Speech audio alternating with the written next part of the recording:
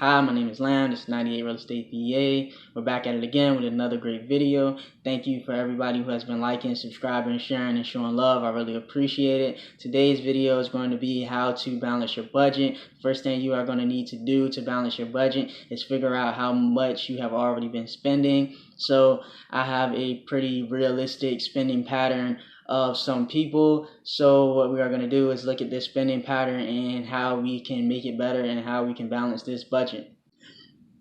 So I have done this budget assuming $1,600 take-home pay per month or $800 every 2 weeks.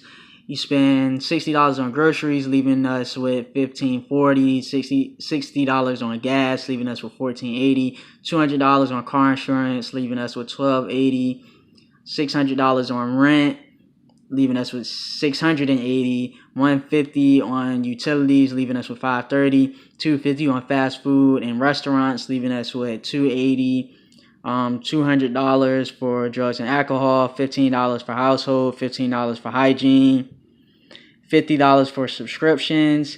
Savings usually does not get paid. Oil changes does not get taken into consideration, and loan payments do not get paid.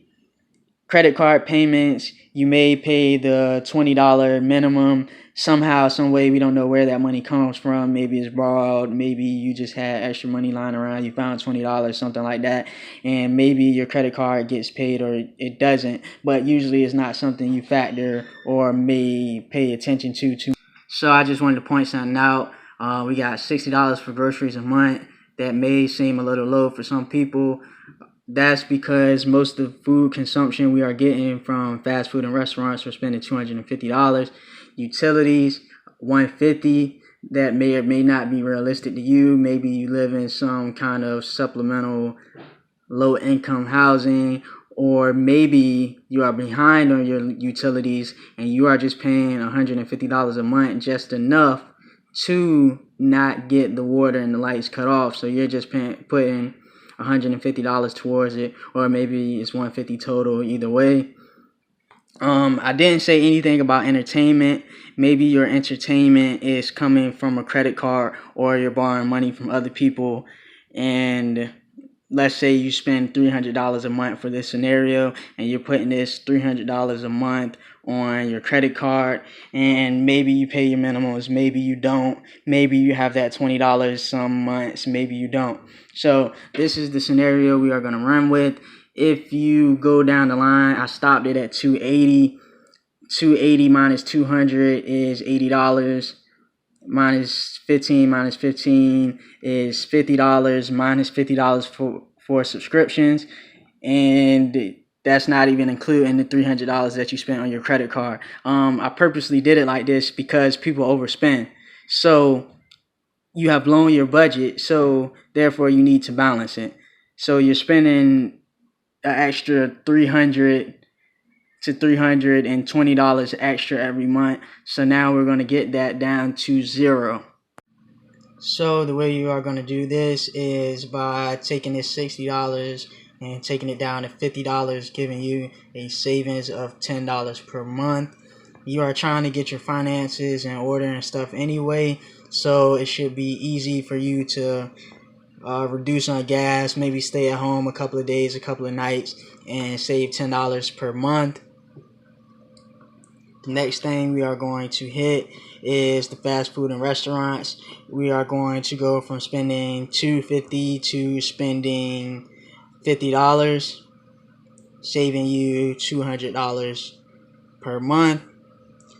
The drugs, the alcohols, I should have put cigarettes in there, that too. We're going to take that from $200 and take that down to $150, saving you $50 per month. The reason that I didn't do a drastic change to the drugs, alcohol, and cigarettes like I did to restaurants is because people have legitimate addictions to these things, and trying to say to yourself that you're going to go from $200 to $0, for a lot of people that's unrealistic. You try to go from $200 to $0, then you get irritated, you get irate, you get frustrated and then you just blow your budget, and instead of spending $200 you end up overspending. You end up spending $300 that month. So we're never going to set unrealistic goals and unrealistic expectations. This budget is supposed to be as realistic as possible. The savings and the way to balance it is supposed to be as realistic as possible. So we only took that down $50. Hopefully you can do that. So next we are going to save on some of these subscriptions. We're going to take this down from $50 to $20. So just pay $20 worth of your favorite subscriptions, and we are going to save $30. So whether this is Hulu, Spotify, Netflix, your gym membership, get rid of stuff that you don't need anyway or don't use, and just pick $20 worth of your favorite ones and save $30 there. If you add all of this up, we have 200 plus 50 is 250, plus 10 is 260, plus 30 is, we have an overall savings of $290. So what we are going to do with this $290, we are going to allocate it to some of these other categories that either got mishandled or didn't get paid at all. So now we have an extra $290 to work with. We are going to allocate 60 more of those dollars to groceries, leaving us with $230. So if you remember, we took a lot out of the restaurant budget. We took $200 out, so you aren't going to be eating out as much. So you're going to need some food to eat. So we added the extra $60 to that. Next, we are not going to spend $300 on our credit card for entertainment. We are going to take that down, and we are going to pay for any entertainment we have in cash, and we are going to allocate $100 a month for that. So now we are left with $130. Alright, the next thing we are going to do is we are going to allocate $50 for savings. Now we are at $80. We are going to allocate $10 for oil change. So what this $10 for your oil change is really meant for is not that you pay $10 a month every month to get your oil change. Is you spend $30 every 3 months. So when you do your budget, you need to prepare these quarterly expenses, these yearly expenses. So if every quarter you have a $30 expense, or every 3 months you have a $30 expense, you need to divide it by 3, and that means you need to be saving $10 per month for these things. If you have a $1,200 expense once a year in January on 1st, you have a $1,200 expense. You need to be dividing that by 12, and you need to be saving $100 per month, so that way when it is time to pay, it's no surprise you're not dipping into your savings. These are not unexpected expenses. These are things that you can calculate and account for in your budget. So it's not a surprise when that happens. So we have $10 a month for oil change. We have $50 a month for any type of loan payment, whether that's student loan, personal loan, or any other thing that you may feel like you need to be paying on. And you have $20 for your minimum credit card payment. So we are not going to wonder and guess, and if and somehow we have paid this off, we are going to have a definitive amount of money that is set for this minimum payment. So we were at $70. Now we're at $70. We spent $50 of it.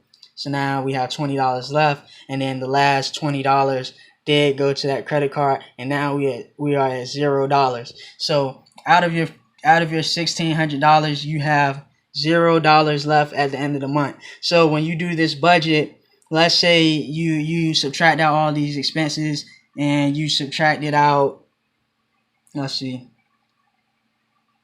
Okay, so let's say you do your budget and you're trying to balance it, and you subtract all of these expenses out. You save $10 here, you save $200 here, you save $50 here. That is not so you can have a balance, and let's say you have an extra $100 at the end of the budget. No, that is not how that works. Every dollar needs to be accounted for, because if you do not account for this $100, then it will go away. It will go on impulse spending or reckless spending or anything else. So if you want to spend this extra $100 in entertainment, then you need to categorize it entertainment. If you want to spend 50 for entertainment and you want to spend 50 for savings, you need to categorize it entertainment and savings until you get down to zero. It is no extra money left over when you do your budget. Okay, so while you're doing this budget, keep in mind that it is going to take some time. I've had to do this budget over 3 times already now, just because I couldn't get the numbers to add up. What I ended up doing is I forgot to calculate the loan payment, so I had an extra $50 left over, and you can see where I had to change when I redid the board. And instead of putting $50, I switched it and had $60 again.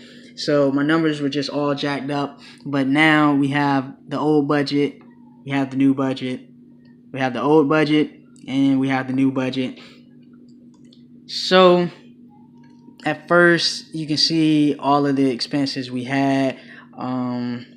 We were overspending on restaurants and fast food. We were overspending on drugs, alcohol, and cigarettes. We were overspending on entertainment, and we were doing all of that on credit. We weren't paying our savings. We weren't calculating for oil changes, the loan payment, and we may or may not have been spending money for our minimum payments on our credit card, leaving our budget unbalanced and a deficit of $300 every month.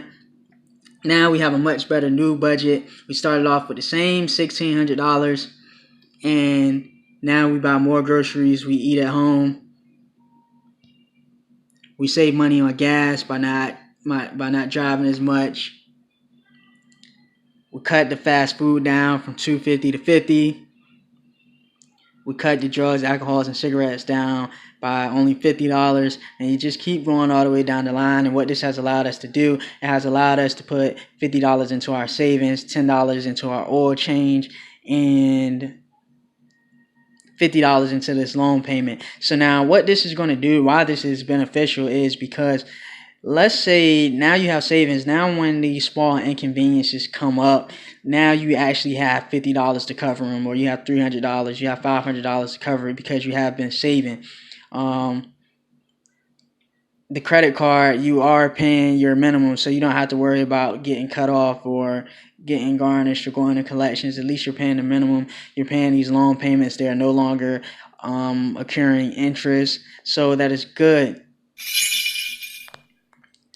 And you can use this $50 so that way if something unexpected does come up, you don't have to worry about penalties and fees and fines as far as paying stuff late. That way you can just already have the money. You can already have this zero-based budget. You subtract out all of these expenses, you go down, you get to zero. That doesn't mean you have $0 at the end of the month, because you'll have this $50 cash left over somewhere in a savings account, somewhere in your wallet, or wherever it is. Also, keep in mind when you're saving, you're budgeting, you're on this journey to financial management, money management, financial freedom. You are going to get intense. So I kept the budget at $1,600 just to balance it out. But ideally, you want to increase your income. You want to increase it by $200. You want to increase it by $400. As much as you can. Add an extra shift. Do some OT. Get a second job. Increase this by $400, giving you a $2,000 budget, right? So now with this $400, you're going to do the same thing. You're just going to allocate it. Let's say for your groceries, you're used to spending $250 on fast food. Now you're only spending $120, so you cut that in half, and that's just not working for you. So maybe you want to increase it by another $50, and now you got $350 left over. Let's say you want to get caught up on those utilities and you just don't want to pay the minimums every month. So you want to put an extra $100 towards those bills to cover that hole that you're in. Now you got $250 left over, and you just keep going down the line like that. And ideally, when doing this budgeting, you want to go through and figure out where you can save also. We are still spending $50 on food. Ideally, you want to cut all the fast food out. We are still spending $150 on drugs, alcohol, and cigarettes. So maybe you can get that down to zero. Maybe this entertainment can go down to zero, but your subscriptions go back up to 50 because you're not going out to the club and whatnot. You're not going out to the movie theaters. You're sitting at home and you're watching Netflix. You're watching Hulu or whatever. So it's always a better way to do it. I try to do this as a realistic budget for beginners, just something that wouldn't discourage anybody or be too frightening, wouldn't be too dramatic or drastic. So we have your old budget and your new budget. Thanks for watching 98 Real Estate VA.